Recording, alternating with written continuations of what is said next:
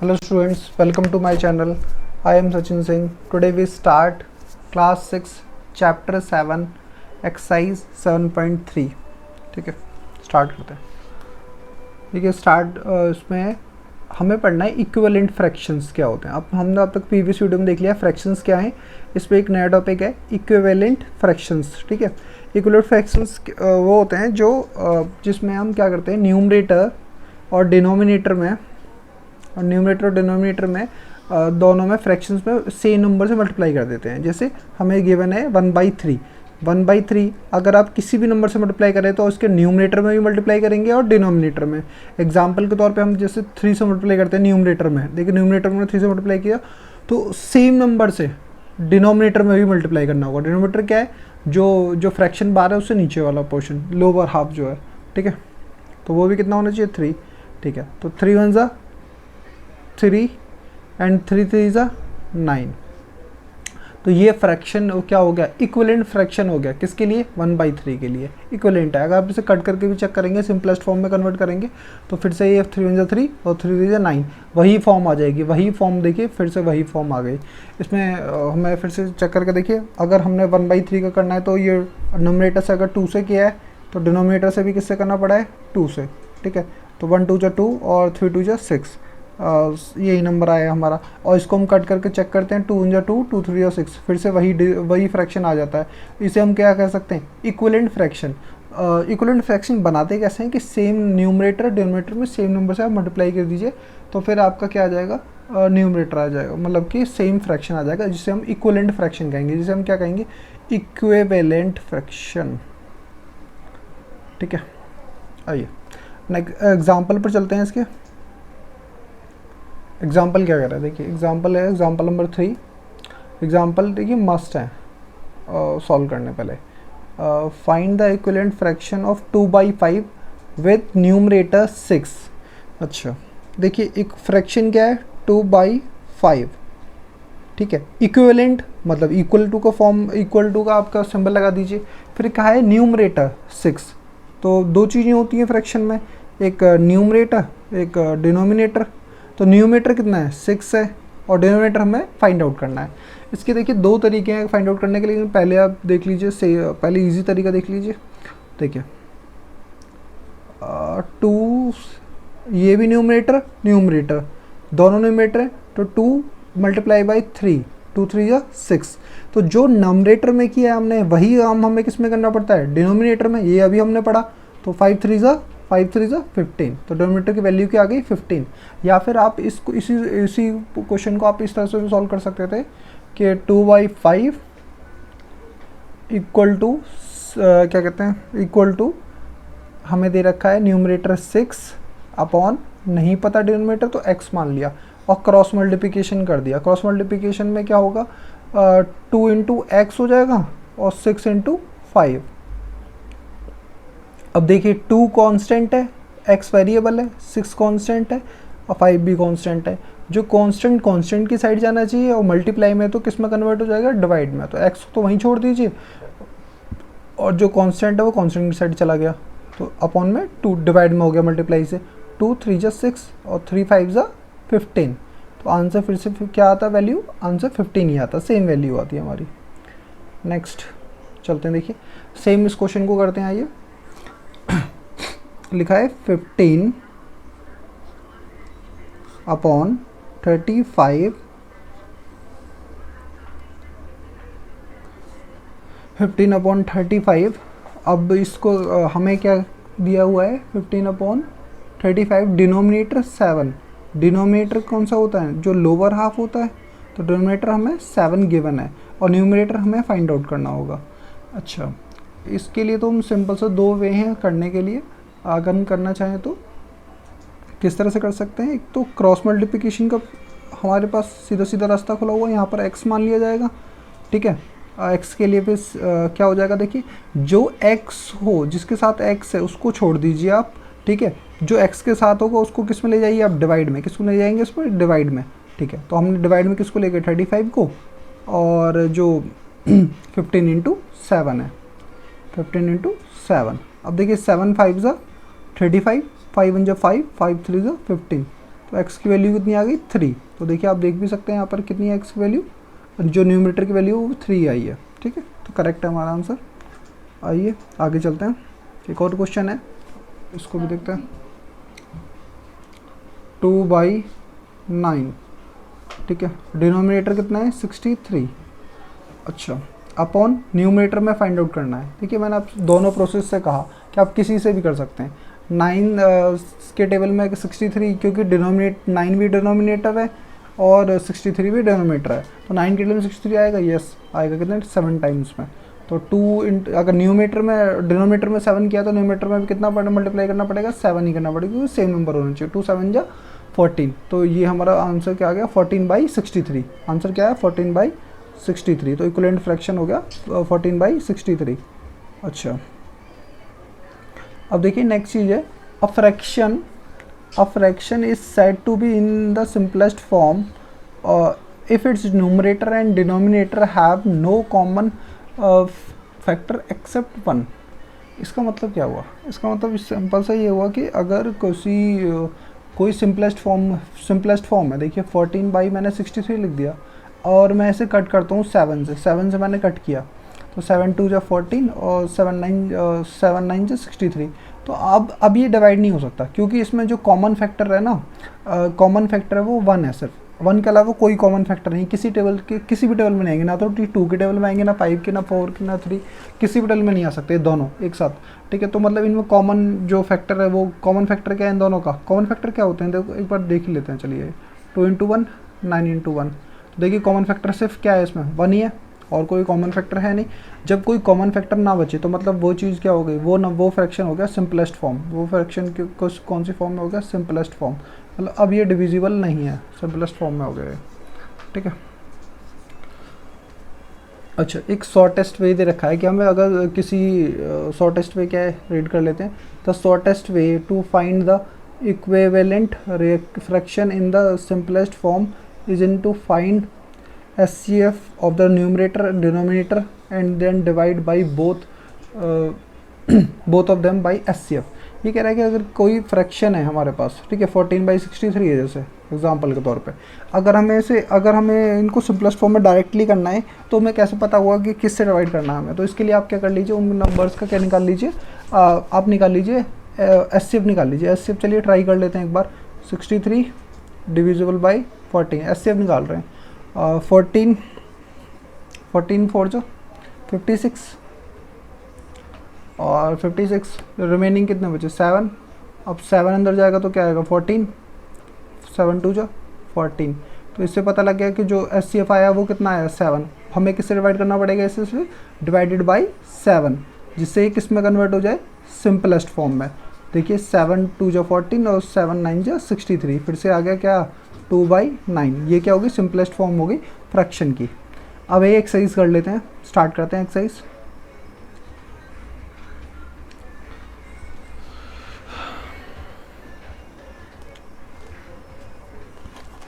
Exercise 7.3, ठीक है, exercise का नाम है एक्सरसाइज 7.3।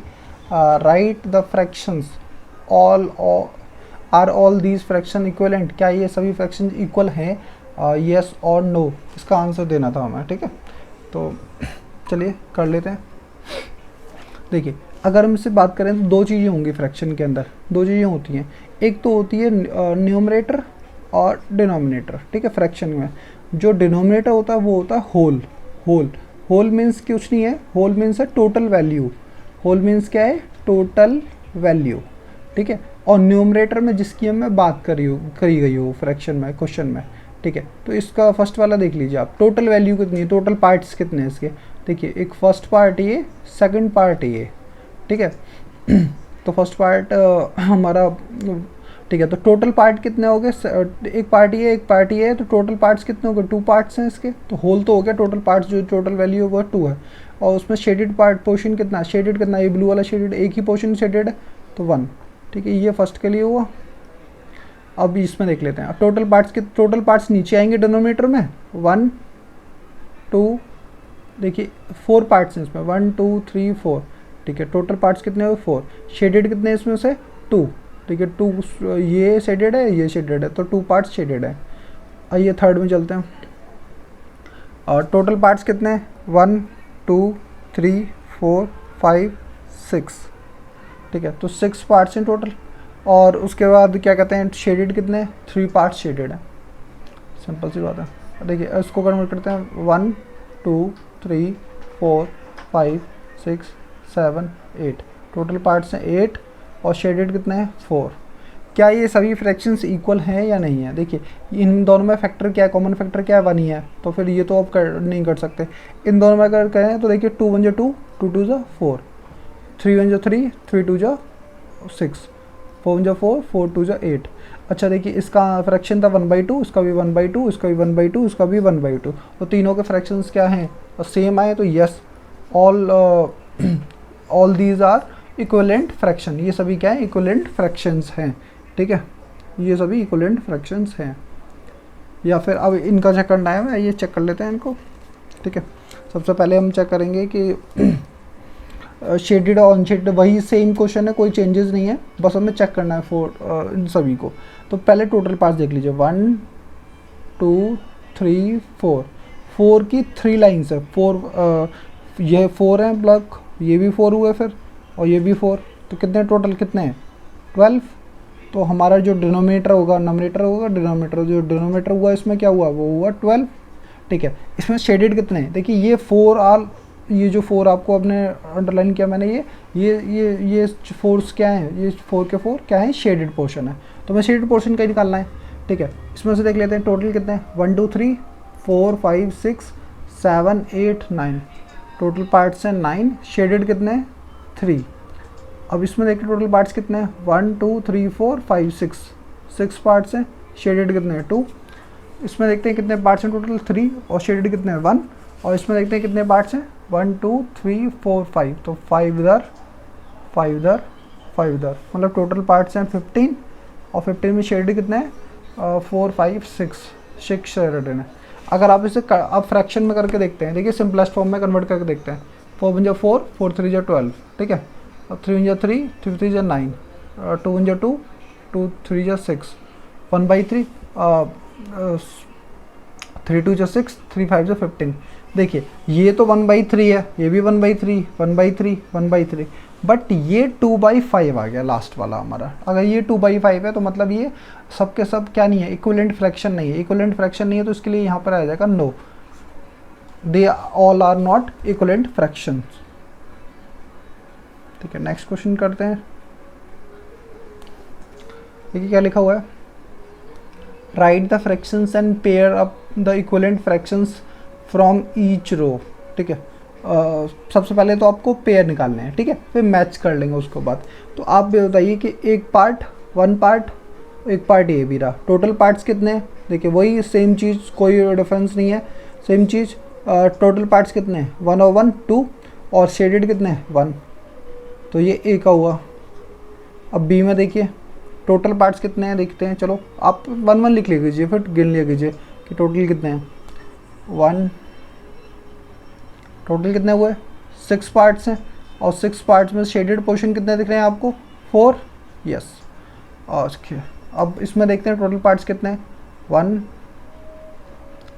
ये टोटल पार्ट्स आपको 9, ठीक है, और टोटल 9 में से टोटल पार्ट्स हमारे 9, और 9 में से कितने शेडेड पार्ट पोर्शन है 3। ये देखिए ये कितने टोटल पार्ट्स हैं 1 4 8, टोटल पार्ट्स हैं 8, और शेडेड कितने उसमें से 2 आर शेडेड। अच्छा अब इन्हें देखिए 1 2 3 4, टोटल पार्ट्स हैं हमारे 4, ठीक है, और 4 में से 3 आर शेडेड, तो 3 आर शेडेड।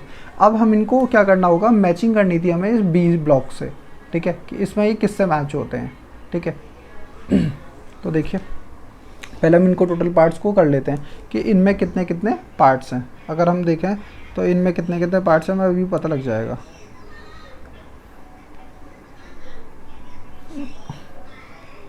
चलिए फर्स्ट वाले को देख लेते हैं पहले, फर्स्ट में कितने पार्ट्स हैं, फिर सेकंड में कितने पार्ट्स हैं, और उसके बाद सॉल्व कर लेते हैं।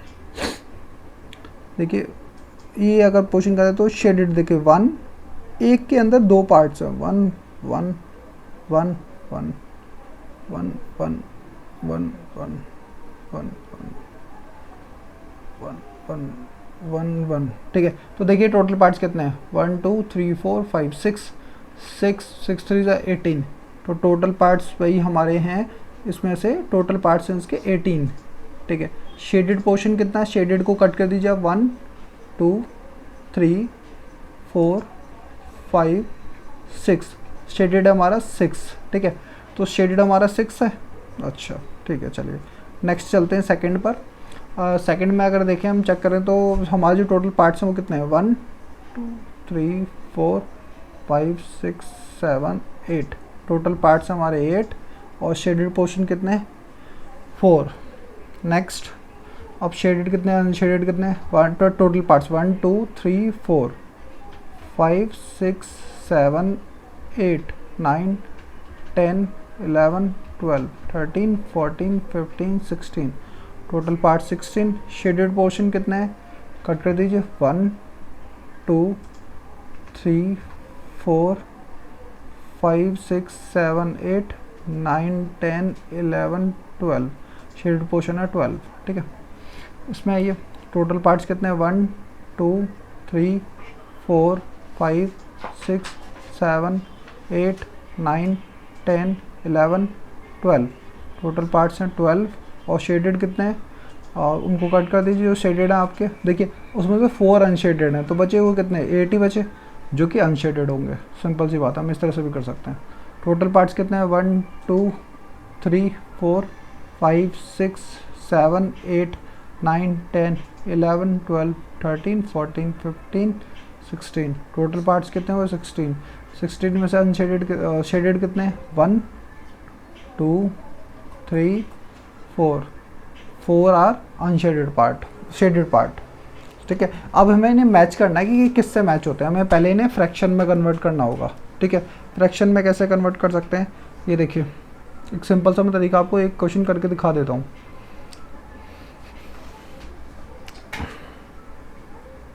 ये अभी हमने पहले फ्रैक्शन निकाले थे, अब इसको ना आप सिंपलेस्ट फॉर्म में कन्वर्ट कर लीजिए। जैसे 2 2 जा 4 2 3 जा 6, तो क्या आ गया 2/3, 3 1 जा 3 और 3 3 जा 9, ठीक है, 1/3, ठीक है। 2 1 जा 4 2 1 जा 2 और 2 4 जा 8, और ये तो कट होंगे नहीं।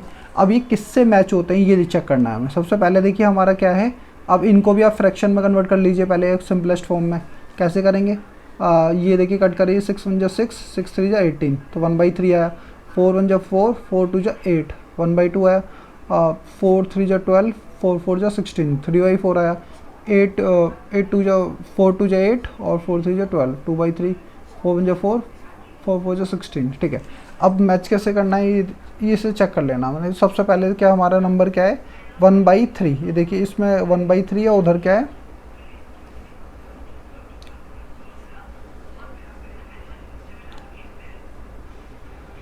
ये देखिए सबसे पहले हमारा है नंबर 1/2। ये 1/2 किससे मैच होगा ये चेक करते हैं। आइए ये 1/2 मैच होगा हमारा, ये 1/2 देखिए कहाँ मैच हो रहा है, ये 1/2 मैच हो रहा है सेकंड से। ये 1/2 मैच हो रहा है किससे, सेकंड से। तो हमें क्या लिखना होगा कि ये जो ए है ये मैच, ये किसके इक्वल होगा, सेकंड के इक्वल। इस तरह से आपको लिख देना है कि ए सेकंड के इक्वल है। और बात करें तो आपका 1/3, देखिए 1/3 ये देखिए 1/3 ये रहा, और ये 1/3 मैच हो रहा है हमारा ए से, ठीक है, मतलब कि फर्स्ट से। और ये इसमें ये क्या है, सी जो पोर्शन है हमारा वो किससे मैच हो रहा है, वो फर्स्ट से। तो हम लिख देंगे यहाँ पर कि जो हमारा सी है वो किससे मैच हो रहा है, फर्स्ट से, ठीक है। अब बी में क्या है, देखिए 2/3 कहाँ मैच हो रहा है हमारा, ये देखिए 2/3, ये रहा हमारा 2/3। तो 2/3 किससे मैच हो रहा है आपको, जो बी पोर्शन है आपका, वो जो बी है वो मैच हो रहा है आपका फोर्स से, ठीक है। अब उसके बाद क्या बचता है आपका, नेक्स्ट बचता है आपका 3/4, ठीक है। तो 3/4 हम देख लेते हैं, 3/4 किससे मैच होगा, हमारा जो ई है 3/4 वो किससे मैच हो रहा है, जो 3 है 3/4 देखिए सी थर्ड से मैच हो रहा है। तो जो हमारा ई है 3/4 वो मैच हो रहा है थर्ड से, ठीक है। तो हमने कौन कौन से कर लिए, ए बी सी अब डी और रह गया, डी तो डी हमारा किससे मैच होगा, सिंपल सी बात है 1 2 3 4, अब ये 5 ही बचा हमारा 5, ठीक है। तो डी में हमारा क्या हो गया 5th नंबर, ठीक है। बस ये इस तरह से मैचिंग कर लेनी थी और ठीक है। आइए अब नेक्स्ट क्वेश्चन करते हैं। Replace in each of the following by the correct number. अब इसको रिप्लेस करना है कि करेक्ट नंबर क्या आना चाहिए इस पर, ठीक है। तो करेक्ट नंबर के लिए क्या करना होगा कि हमें दो तरीके मैंने अभी आपको बताए, अब हम दोनों से क्वेश्चन को सॉल्व करेंगे, उन दोनों तरीक़ों से हम क्वेश्चन को सॉल्व करने की कोशिश करेंगे, ठीक है। आइए, हमें इस क्वेश्चन से कहा है कि करेक्ट वैल्यू जो भी आनी चाहिए इसमें उसे आप फुलफ़िल कर दीजिए, ठीक है। तो आइए, जैसे अब यहाँ पे देखिए ये न्यूमरेटर है 2 और 8 भी क्या है न्यूमरेटर है, 7 डिनोमिनेटर है और ये ब्लैंक जो है ये भी डिनोमिनेटर है। मैंने कहा था ये इक्वलेंट, इसने कहा ये इक्वलेंट फ्रैक्शन है, बस हमें ये बताना है कि कैसे यहाँ डी में क्या आना चाहिए। देखिए जब 2 से हमने इसको 8 बनाया होगा तो किससे मल्टीप्लाई किया होगा, 2 4 ज़ा 8। तो मैंने कहा था जो न्यूमरेटर में मल्टीप्लाई होता है सेम किस में मल्टीप्लाई होना चाहिए, आपका डिनोमिनेटर में, तो ये भी किस में मल्टीप्लाई होना चाहिए 4 से। तो 7 4 ज़ा 28। एक तो ये रास्ता है बहुत इजी, आपका आंसर आ चुका है 28। और आपको जो दूसरा वे बताया था मैंने, आपने उससे भी कर सकते हैं 2/7 इक्वल टू 8/x, ठीक है। मैंने आपको फिर बता दिया था जो नंबर देखिए x के साथ में कौन जाएगा 2 क्रॉस मल्टीप्लिकेशन में, तो जो x के साथ जाएगा उसे डिवाइड में डाल दीजिए, जो बाकी के दो नंबर हैं उनको मल्टीप्लाई कर दीजिए, ठीक है। ये तो बताया था मैंने, ठीक है। 2 × 2 2 4 ज़ा 8 और 7 4 ज़ा 28, ऐसे भी आप आंसर ला सकते थे, ठीक है। आइए नेक्स्ट क्वेश्चन पे चलते हैं, ठीक है। अब इस तरह से आप और भी इजी, ये तो इजी है क्वेश्चन। देखिए ये न्यूमरेटर है, ये भी न्यूमरेटर है, तो हमारी कौन से उसमें होंगे, इक्विवेलेंट फ्रैक्शन में होगा 5 2 ज़ा 10, जो क्या कहते हैं जो न्यूमरेटर में होगा वही डिनोमिनेटर में होगा, तो 8 2 ज़ा 16। तो आंसर क्या आ जाएगा आपका 16। आप चाहें ना डायरेक्ट भी कर सकते हैं,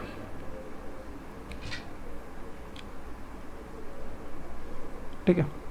अब ये इसमें देखिए न्यूमरेटर डिनोमिनेटर थोड़ा सा चेंज किया है, यहाँ डिनोमिनेटर की वैल्यू दे दी है, न्यूमरेटर की वैल्यू पूछ लिया, ठीक है। तो अगर 5 से करेंगे तो 5 4 ज़ा 20, आपसे पता है कि जो डिनोमिनेटर होगा वही न्यूमरेटर होगा, तो इधर भी कैसे मल्टीप्लाई हो जाएगा 4 से, 3 4 ज़ा 12।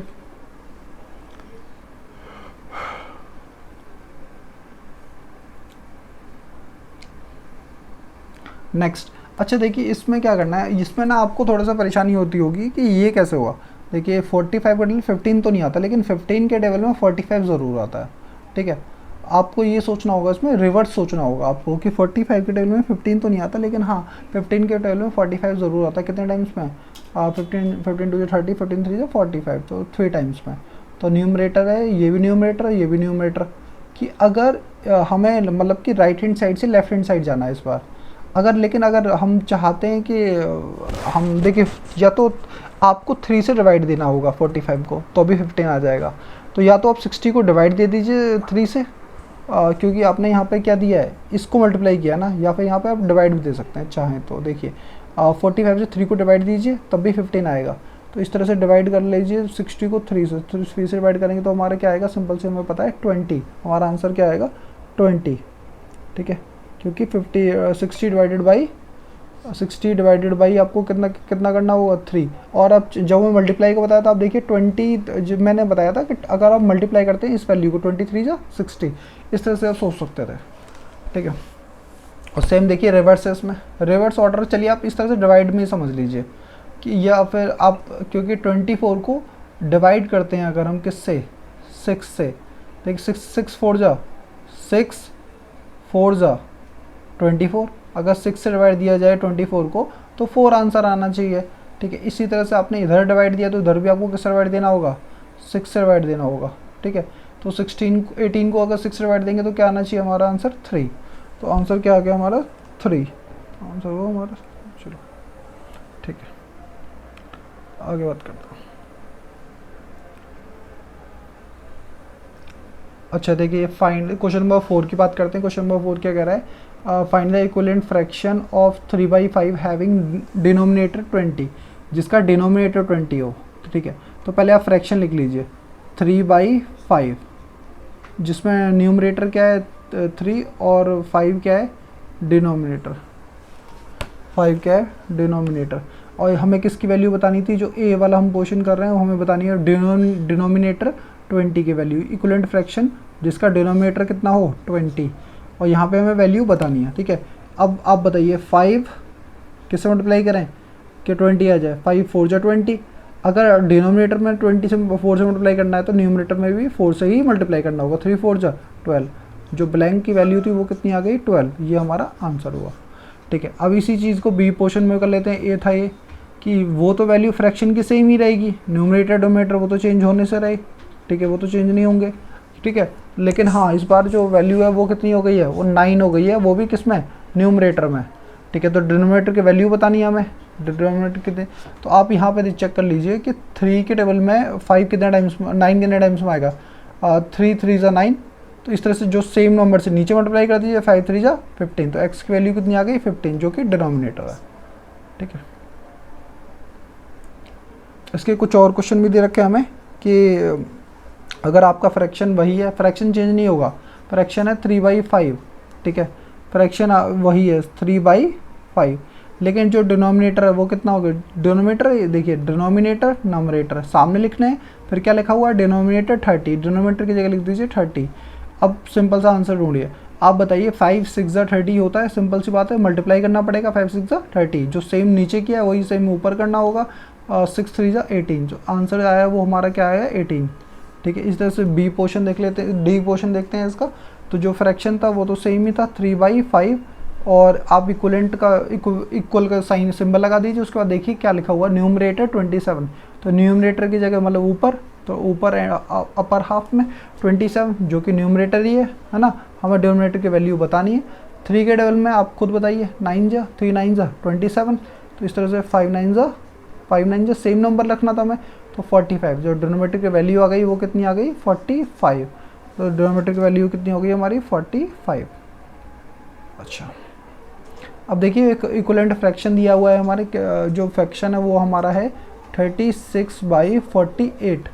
ठीक है, ए पोर्शन की बात कर रहा हूँ मैं, जो ए क्वेश्चन करते हैं, ये न्यूमरेटर हो गया, ये डिनोमिनेटर हो गया नीचे वाला। अब ए पोर्शन, ठीक है, न्यूमरेटर की वैल्यू कितनी है 9, और न्यूमरेटर की वैल्यू कितनी है 9। अच्छा, इसमें देखिए रिवर्स हो रहा है, रिवर्स। अगर आप कहें कि भाई सिंपल से आपको एक चीज़ सोचनी होगी, या तो दो तरीके से आप सोच सकते हैं कि या तो आप यहाँ पर x रख दीजिए, x रख दीजिए, सिंपल सा क्वेश्चन इस तरह से क्रॉस मल्टीप्लिकेशन करके तौर पे भी कर सकते हैं। आप कैसे करेंगे इसको हम देख लेते हैं, किस तरह से हम करेंगे। देखिए अगर आप करेंगे तो 30, मैंने कहा था ये 36 इंटू एक्स हो जाएगा इक्वल टू 48 इंटू 9। ठीक है, मैंने कहा था जिसके साथ x हो उसको, उस x को वहीं छोड़ दीजिए, और जो नंबर होगा उसके साथ मल्टीप्लाई में उसे डिवाइड में भेज दीजिए सिर्फ। 48 इंटू 9 अपॉन 36। देखिए 9 1 जा 9, 9 4 जा 36, और 4 से जब डिवाइड करेंगे 4 1 जा 4, 4 2 जा 8, तो x की वैल्यू कितनी आ गई 12। तो x की वैल्यू कितनी आई है 12, डिनोमिनेटर 4। ठीक है, अब आइए बी क्वेश्चन पे चलते हैं, जिसका हमारे फ्रैक्शन तो वही है सेम, लेकिन इस बार डिनोमिनेटर कितना हो गया है। देखिए डिनोमिनेटर कितना है 4, डिनोमिनेटर है हमारा 4। ठीक है, तो न्यूमरेटर की वैल्यू बतानी है। देखिए आप किसी भी वे में कर सकते हैं, किसी भी तरीके से आप सॉल्व करिए, उससे फ़र्क नहीं पड़ता। ठीक है, बस सॉल्व होना चाहिए। अब आप 4 से देखिए यहाँ पर हम किस तरह से आएंगे। 4 से 48 कब हो सकता है, जब हम किसी चीज़ को 12 से मल्टीप्लाई कर दें। ठीक है, तो ये भी मल्टीप्लाई किया होगा, तो मतलब ऐसा कोई नंबर जिसे 12 से मल्टीप्लाई करें तो 36 आ जाए। तो 12 कितने जा 36 होता है, सिंपल सी बात है 3 जा 12। देखिए 3 12 जा 36। ठीक है, या 12 3 जा 36, जैसे 4 12 जा 48 था। ठीक है, तो यहाँ पर आंसर न्यूमरेटर का आप सोच सकते हैं 3 आएगा। अगर आप दूसरे तरीके से करना चाहते हैं तो उसको भी देख लीजिए, 36/48 इक्वल टू में x ले लीजिए, अपॉन में 4 ले लीजिए, क्रॉस मल्टीप्लिकेशन कर दीजिए। मैंने आपको पहले ही बताया, जो x के साथ होगा उसको नीचे ले जाएंगे डिवाइड में, तो 48 को डिवाइड में ले जाइए, 36 इंटू 4 लिख दीजिए, 4 12 जा 36 और 12 3 जा 36। तो आंसर फिर भी वही आया, x की वैल्यू 3 आंसर। ठीक है, और इसका नेक्स्ट सेक्शन नेक्स्ट वीडियो में होगा। Okay, thank you so much.